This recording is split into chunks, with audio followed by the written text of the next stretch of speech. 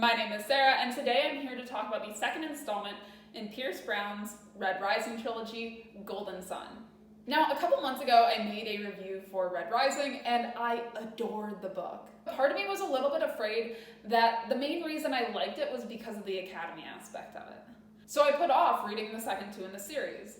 But the characters just kept playing around in my head, the features of the world kept playing around in my head.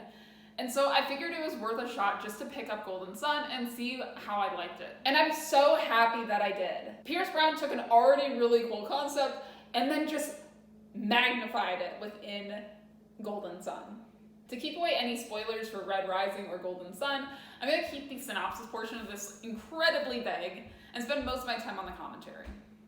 Now, Golden Sun picks up about 4 years after the end of Red Rising, and we see Darrow finishing the very end of his schooling experience at a post-secondary school that's called the Academy. All those rivalries and friendships and relationships that were built during the Institute are still in play, but the time in between has kind of morphed things.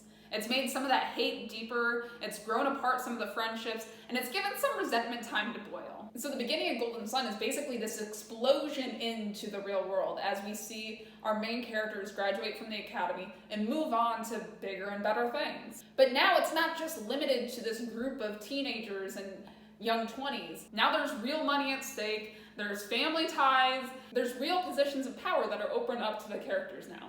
And so it turns everything into this big pot of tension.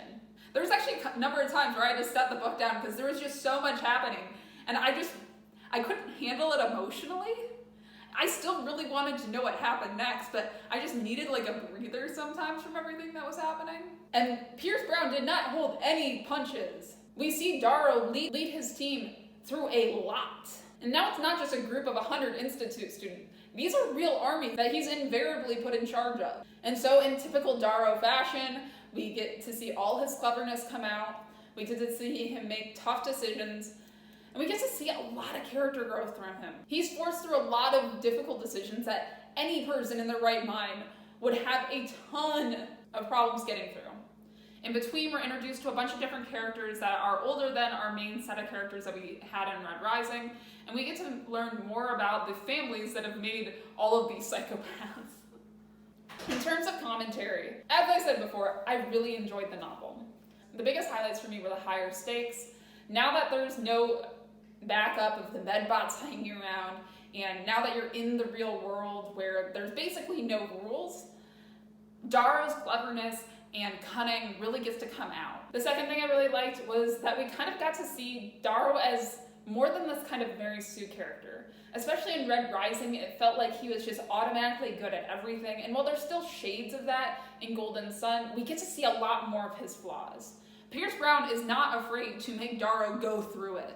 And he's also not afraid to make him look like the jerk in his friend's eyes, and I think that's a really good thing. Some of the things that Darrow used as coping mechanisms through the Institute, and it's implied that he basically used on the In-Between, are really starting to catch up with him and bite him in the butt. He can't just go around and act however he wants to act to get things done. He needs to start thinking about the broader plan. It's no longer just done at the end of the competition. This is the rest of his life. The third thing I really liked was the introduction into more of the society. Now that we're outside the Institute, we get a little bit more information on the entire class system that they have in place, the life of each of the different types of colors. We get to explore more of the world and basically the ramifications of setting up a society in this fashion. As somebody who loves world building, specifically dystopian world building, I geeked out at this. I had a lot of fun. And now that the world has more texture, you have to make more nuanced decisions in what you're doing. I also really like the politics of it. I didn't think I was much of a person for like Game of Thrones-esque books, but I had a ton of fun throughout this entire ride. And my final big highlight, if I didn't already have enough, is Severo. I love Severo. I talked about it in my Red Rising review, and I'm going to talk about it again here. Severo is fantastic. Like, I cannot talk about how much I love this character and do it any sort of justice. Seeing him progress past a 16-year-old and move on with Darrow is just something that I really enjoyed. I really enjoyed seeing the relationship between the two of them continue to work together. I like seeing Severo go to these extremes, become even more of his chaotic self that he is. And I like seeing more depth to him. I think in Golden Sun, we got a lot more perspective on Severo as a character, in which you learn a lot about his backstory through his father. And honestly, I really can't think of any cons. The book was a fantastic ride. There was a lot of really tense points, and that was a little bit hard to read sometimes, but I wouldn't really call it a con. It made the story more interesting. And so, for all that, basically this is a 5-star book. It was excellent. I have no negatives, and all I'm looking forward to is reading Morningstar. If you've read the Red Rising trilogy, please feel free to comment down below. I love talking about these books and would love to find a place that I can talk more about them. If you enjoyed the video, please think about subscribing. Otherwise, thank you so much for watching. I hope you enjoyed the video.